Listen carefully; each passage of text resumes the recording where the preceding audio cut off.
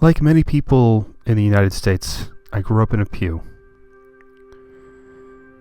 And it was a normal pew. It was a comfortable pew. Like many people, I lost my way. I took the pew for granted. And it was the wisdom literature that brought me back.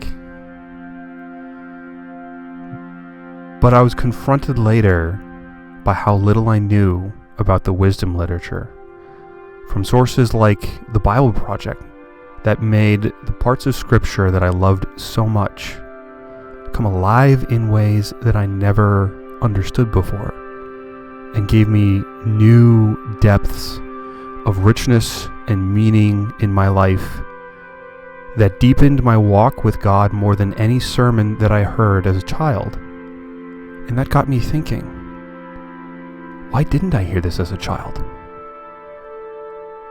Why didn't I learn these things? Why was this not unlocked for me? Why did I have to wait until I was an adult? Till I was over 30 years old?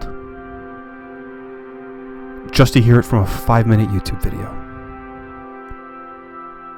Why did it take that long? And that got me thinking further. If these rich, deep, meaningful truths are locked up for me, who else are they being locked up for? Who else isn't receiving the word in all of its richness and fullness because it is hiding behind poor preaching? Because no one is criticizing the pastors. Nobody's watching the watchers. Nobody is shepherding the shepherds. It might be completely arrogant, completely foolish for me to sit here and criticize preaching. But it might not be as well.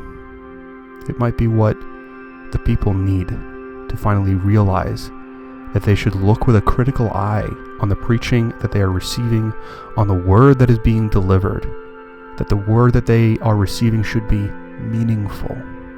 It should unlock the scriptures for the everyday mind in ways that have profound impact on people's lives. A church should provide a service. It should do genuine good, especially through its teaching. That when a pastor gets behind a pulpit and takes half an hour of hundreds of people's attention, that investment should yield something for those who yielded their attention. That matters to me. It's important to me. I've heard so much bad preaching. I've heard so much garbage preaching. I've heard so much guilt-mongering. I've heard so much meaningless babble. It gets to me. It frustrates me because I know how rich a sermon can be.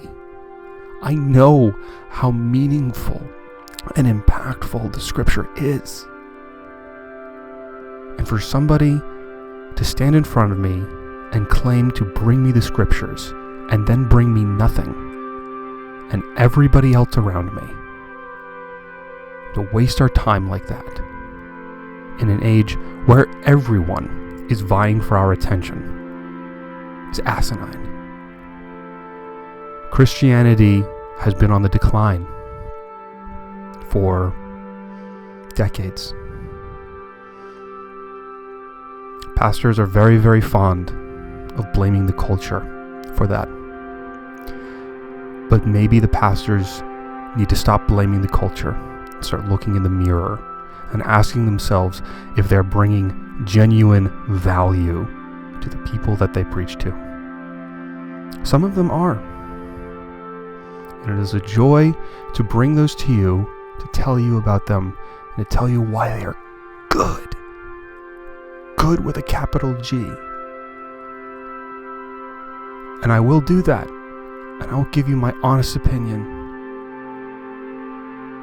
But if there's anything that you take away from this channel and the reviews that are in it, I want you to think harder about the messages that you hear and about the value that those messages add to the people who hear it. Because the word is valuable. The word is meaningful.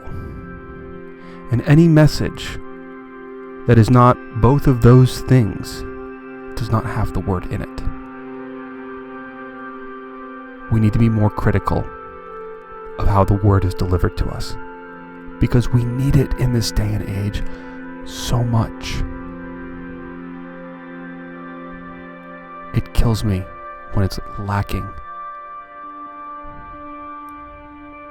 And that is the point of this channel.